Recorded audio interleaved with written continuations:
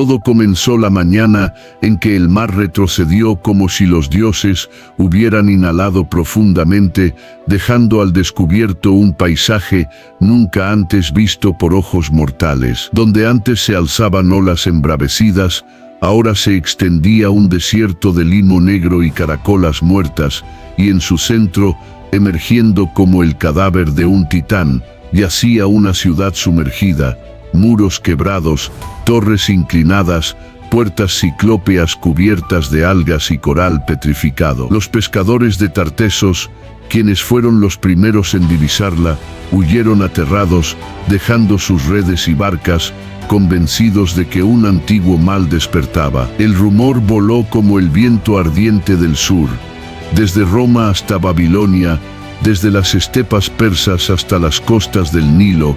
Viajeros, mercaderes y sabios comenzaron a dirigirse al lugar del prodigio, ansiosos por arrancar secretos a las ruinas desenterradas por el mar. Pero entre todos ellos, 5 figuras fueron quienes se atrevieron a cruzar el lodo apestoso y los huesos de peces gigantes que alfombraban el terreno maldito. El primero fue Lucio Severian, un general romano caído en desgracia, desterrado tras ser acusado de conspirar contra el Senado. La ambición ardía en sus ojos.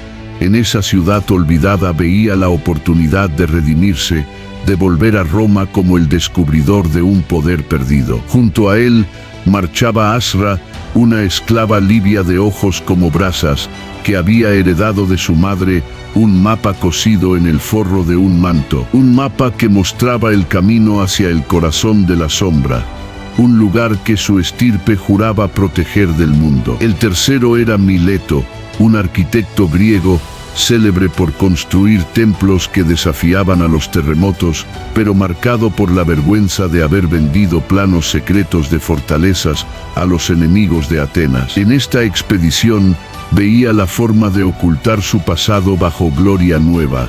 Completaban el grupo Cártor, un sacerdote exiliado de Babilonia, cuya fe tambaleaba desde que una visión lo había llevado a traicionar a su propio templo, y Eliún, un sabio persa que perseguía la pista de un texto perdido, el Nama Ash-Saban, que según las leyendas narraba los nombres verdaderos de los vientos y de las estrellas. Cuando el grupo llegó al centro de la ciudad emergida, la atmósfera se volvió irrespirable.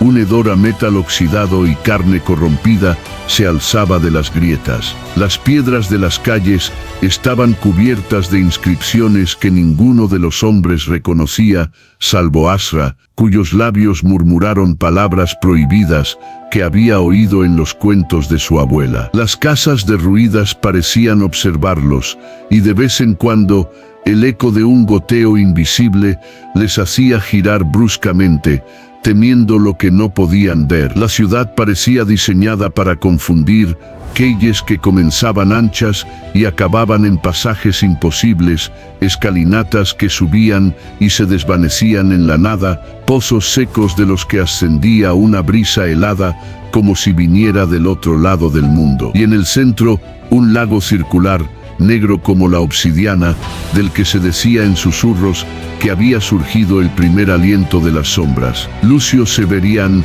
embriagado por la idea del poder, se adelantó al grupo, cruzando un arco cubierto de líquenes. Allí encontró un pedestal de piedra negra, y sobre él un objeto que parecía un cuerno de mar, pero tallado en un material desconocido, con filigranas que ardían tenuemente en azul. Sin escuchar los gritos de advertencia de Asra, ni las súplicas de Cártor, Severian alzó el cuerno al cielo y lo sopló. El sonido que emergió no era un sonido, era un lamento, un rugido y un eco que parecía provenir del abismo bajo la tierra. La ciudad tembló, y el mar, como despertando de un sueño forzado, comenzó a rugir desde el horizonte. Pero lo peor no fue el mar. Lo peor fue lo que se alzó de entre las grietas del lago oscuro, una figura esculpida en sombras, cuyos contornos parecían cambiar con cada mirada, cuyos ojos no eran ojos, sino vacíos devoradores de luz. El grupo huyó en distintas direcciones, pero la ciudad parecía moverse con ellos, cerrando caminos, abriendo fosas donde antes había suelo firme. Asra fue la única que se detuvo, girándose hacia la criatura, murmurando el verso de un antiguo conjuro, esperando que las palabras de su madre tuvieran algún poder. La criatura no avanzó, pero la ciudad rugió como un animal herido. Los muros comenzaron a derrumbarse, las torres se inclinaron hasta caer, y mientras el mar regresaba, arrasando todo a su paso, Lucio Severian, aún con el cuerno en sus manos, gritaba de rabia, prometiendo que descubriría el secreto de aquel ser, que lo sometería y que con él conquistaría no solo Roma, sino el mundo. La última visión antes de que el mar los engullera fue la de los ojos de la criatura, que parecieron fijarse en cada uno de ellos, como grabando sus rostros en una memoria más antigua que el tiempo. El mar avanzaba como una bestia liberada, tragándose muros y plazas, mientras el cielo se teñía de un gris enfermizo. Lucio Severian, con el cuerno aún en sus manos, corría entre escombros y columnas rotas, sus pies hundiéndose en el lodo. La criatura de sombras lo observaba desde la orilla del lago, sin moverse, como si supiera que la ciudad misma haría el trabajo por ella. Asra, empapada y herida, buscaba con la mirada a los demás. Boris vio a Mileto forcejeando con una puerta de bronce caída, intentando abrir un paso hacia lo que parecía una antigua cripta. Cartor se inclinaba sobre Eliun, que yacía inconsciente tras ser golpeado por un bloque desprendido. La ciudad se deshacía mientras el mar la reclamaba. Lucio gritaba órdenes que nadie escuchaba.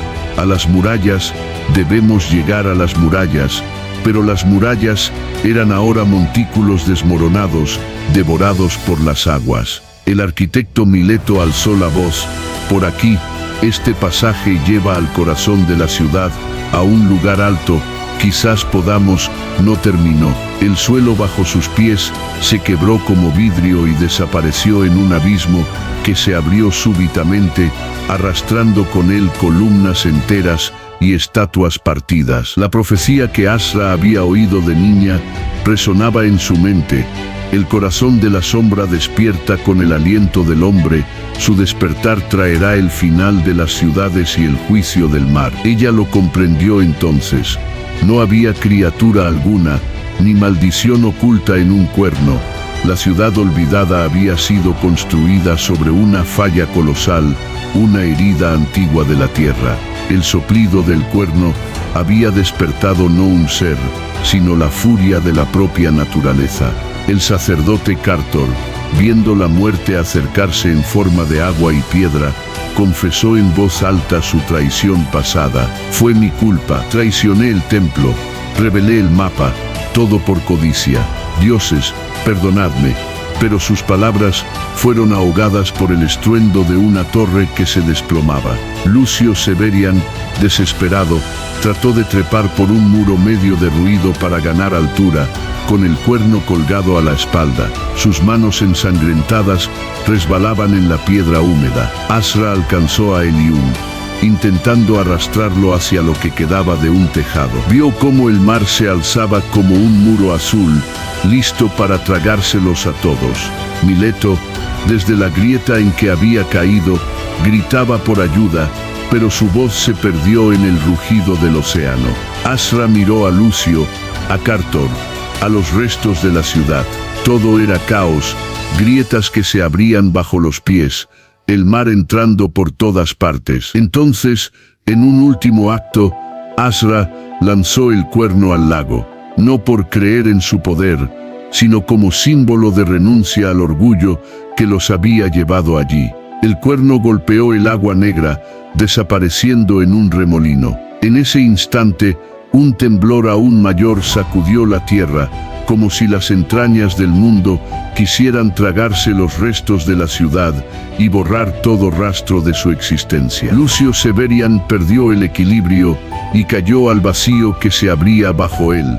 sus gritos perdidos en la tormenta. Cartor fue arrastrado por la ola que se estrelló contra las ruinas. Mileto desapareció entre los escombros de la cripta. Asra y Eliún fueron empujados por el agua, golpeados, arrastrados, hasta que el mar los engulló y la ciudad quedó sepultada de nuevo bajo las olas, como si nunca hubiera existido. Cuando la tempestad amainó, no quedó más que mar en calma y algún fragmento de piedra flotando como un fantasma de lo que fue. Los pescadores que observaban desde lejos callaron, temerosos de pronunciar palabra alguna sobre lo que habían visto. Durante generaciones, el lugar fue evitado, señalado en los mapas como mar prohibido.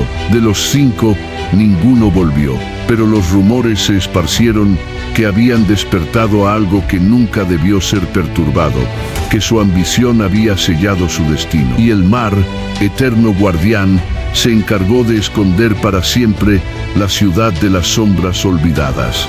Déjalo en los comentarios. ¿Fue obra de los dioses o de los hombres?